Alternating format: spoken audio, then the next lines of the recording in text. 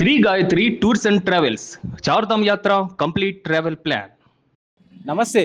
BJP versus Congress ఈ రెండు పార్టీలు కూడా తెలంగాణలో హీట్ ఎక్కిస్తూ ఉన్నాయి. ఇప్పుడు కాంగ్రెస్ ఒకవైపు ఏదైతే పెట్రోల్ కావచ్చు, డీజిల్ కావచ్చు, గ్యాస్ కావచ్చు, వీటన్నిటికీ కూడా మరి రేట్లు పెరుగుతూ ఉన్నాయి. ప్రజలు, మధ్యతరగతి ప్రజలు ఎట్లా బతకాలని కాంగ్రెస్ ఒకవైపు ఈరోజు ధర్నా చేశారు. మహిళా లీడర్లు అందరూ కూడా ఉన్నారు. ఒకవైపు బీజేపీ ఏమో మరి ఒడ్లు కొంటలేరు, అసలు ఈ రాష్ట్ర ప్రభుత్వం ఏం చేస్తుంది, కాంగ్రెస్ ప్రభుత్వం మరి కళ్ళు మూసుకొని పండుకున్న అనే విధంగా అటు బీజేపీ మహిళా లీడర్ కావచ్చు, బీజేపీ నాయకులు మాట్లాడుతూ ఉన్నారు. సో ఈ విషయం పైన మాట్లాడదాం.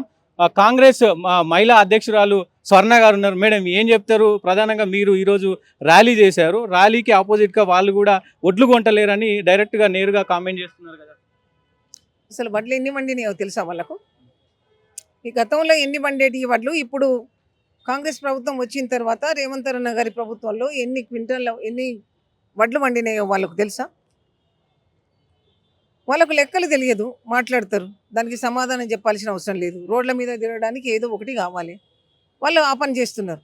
మేము అడుగుతున్నాం, ఇవాళ పెంచిన ధరలకు నిరసనగా ఇవాళ మేము కార్యక్రమం తీసుకున్నాం. అయ్యా ఎందుకు పెంచిండ్రని అడుగుతున్నాం, సమాధానం చెప్పమని. ఎందుకు పెంచిండ్రు?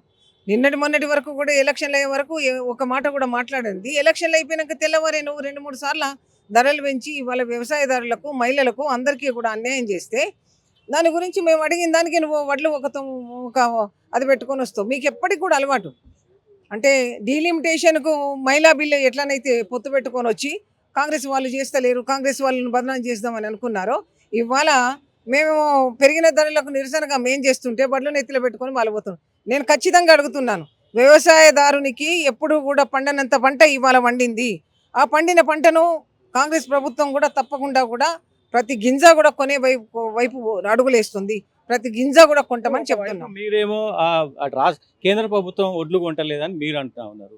వాళ్ళేమో దాదాపు ఇంకా 30% షార్టేజ్లో ఉంది, రాష్ట్ర ప్రభుత్వం కొనుగోలు చేసి మాకు ఇవ్వాల్సింది ఇంకొక 30% ఉంది అంటూ కూడా మొన్న అరవింద్ అంటా ఉన్నారు. ధర్మపురి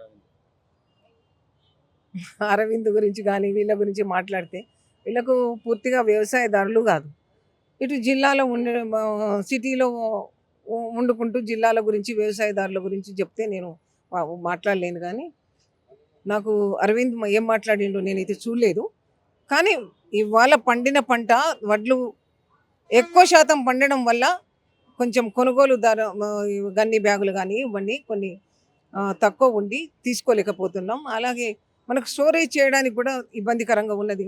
ప్రతి జిల్లాలో కూడా ఎవరైతే మంత్రులు ఉన్నారో వాళ్ళందరూ కూడా అక్కడ కూర్చొని వడ్లు ప్రతి గింజ వరకు కొంటామని గన్ని బ్యాగులు కానివ్వండి, అలాగే స్టోరేజ్ చేయడానికి కానివ్వండి వాళ్ళు చూస్తూనే ఉన్నారు. వడ్లు కొంటూనే ఉన్నాం. కొంచెం ఓపిక పట్టమనండి. ఓపిక పడితే అన్నీ కూడా సరి చేసుకోవడానికి ప్రభుత్వం ఉంది కదా. మీరు ఒకవైపు మీరు ఇచ్చే వాటిని అన్నింటి కూడా ముబ్బడిగా పెంచి ఈ ప్రజల నడ్డి వీరుస్తూ ఇవాళ అన్నిటినీ మొన్నటి వరకు ఒక్క మాట మాట్లాడకుండా ఇవాళ 3 సార్లు పెంచిన ఘనత మీది కాకుంటే మరి ఇంకెవరిది? దానికి బీజేపీ వాళ్ళు మాట్లాడుతూనే ఉంటారు. బీజేపీ వాళ్ళు మాట్లాడు ఒక్కటే తెలుసు, కానీ ప్రజల మధ్యకు పోయి ఇక్కడ జరుగుతున్నది ఏంటో తెలుసుకోలేని పరిస్థితి. ప్రధానంగా వచ్చినటువంటి ఇప్పుడు 30 నెలలు అవుతుంది కాంగ్రెస్ ప్రభుత్వం వచ్చి. 6 గ్యారంటీలు కానీ, మిగతా హామీలు కానీ, ఒక బస్సు ఫ్రీ తప్ప వాళ్ళు ఏది చేయలేదు. కాబట్టి మొత్తం డైవర్ట్ పాలిటిక్స్ చేస్తూ ఉన్నారు. రేవంత్ రెడ్డి ఎప్పటికప్పుడు కూడా ప్రజల్ని డైవర్ట్ చేస్తూ ఉన్నాడు అనే విధంగా ఇటు బీఆర్ఎస్ కానీ బీజేపీ కానీ మాట్లాడుతున్నారు. అంటే 200 యూనిట్ల కరెంట్ బిల్ ఎవరు తక్కువ చేసిండ్రు? బీజేపీ వాళ్ళు చేసిండ్రా? టీఆర్ఎస్ వాళ్ళు చేసిండ్రా? మరి అదొకటే కాదు, నేను ఇవాళ బస్సులు ఇచ్చినాం. ప్రతి ఒక్కరు చూస్తాను, కళ్ళు ఉన్న ప్రతి ఒక్కరికి కూడా మహిళలకు పెద్దపీట వేస్తున్న ఈ ప్రభుత్వం ఏం చేస్తుంది అని చూస్తాను. ఇవాళ బస్సులు ఇవ్వగలిగినాం, మీరు ఇచ్చినారా ఎప్పుడైనా? ఇవాళ వడ్డీ లేని రుణాలు ఇస్తున్నాం, మీరు ఇచ్చినారా? పోనీ ఇండ్లు ఇచ్చినారా? మీరు రేషన్ కార్డు ఇచ్చినారా? ఇంత అసమర్థ పాలన చేస్తూ 10 సంవత్సరాలు, ఒక 20 సంవత్సరాలు వెనక్కి నెట్టిన వాళ్ళను బంగారుపల్లెంలో తెలంగాణ ఇస్తే ఇవాళ అప్పుల కుప్పచేసి మా ముందు పెట్టి మీరు మాట్లాడడానికి సిగ్గనిపించాలి మీకు. ఇంకా బీజేపీ వాళ్ళు అక్కడ లేదు, ఇక్కడ లేదు, వాళ్ళకు ఇక్కడ ఏమీ లేదు కాబట్టి అక్కడ ఆకాశంలో ఉన్నట్టు వాళ్ళు ఊహించుకొని నేల మీద ఆనకుండా మాట్లాడతారు, అంతే తప్ప ఇంకొకటి లేదు. ఏదైతే రేవంత్ రెడ్డి గారు కొంత స్ఫూర్తితో, అంటే హిట్లర్ స్ఫూర్తితో నేను ఇక్కడ హైడ్రా తీసుకొచ్చి ఎవరైతే చెరువులు కబ్జా చేసారో వాళ్ళపైన ఉక్కుపాదం మోపుతా ఉన్నాను అని కూడా మాట్లాడిన పరిస్థితి ఉంది. సో దాన్ని వ్యతిరేకంగా కవిత గారు నువ్వు హిట్లర్ కాదు, నువ్వు ఉగ్రవాది అంటూ కూడా మరి రేవంత్ రెడ్డి గారిని మరి ఆమెనేమనాలి? ఆమెను ఏమందాం మనం? కవితను ఏమందాం? సారమ్మ అందమా? ఆ? నువ్వు మీ బిడ్డ, నువ్వు తెలంగాణలో పుట్టినావు కాబట్టి, నా కడుపులో పుట్టినావు కాబట్టి నీకు బతుకమ్మ పండుగ ఇస్తా నీకు బోనస్గా. నువ్వు బతుకమ్మ ఎత్తుకొని దేశం తిరుగు, పైసలు అయితే నీకు బాగా నీకు కావలసినన్ని ఇస్తానని చెప్పిండు. అయ్యే మాట వినకుండా సారా బుడ్డి నెత్తిలో పెట్టుకుంటే బాగా పైసలు వస్తాయని నువ్వు సారా బుడ్డి నెత్తిలో పెట్టుకొని తిరిగినావు, జైలుకి పోయినావు, వచ్చినావు. నువ్వు మాట్లాడమేంటి రేవంత్ రెడ్డి గురించి?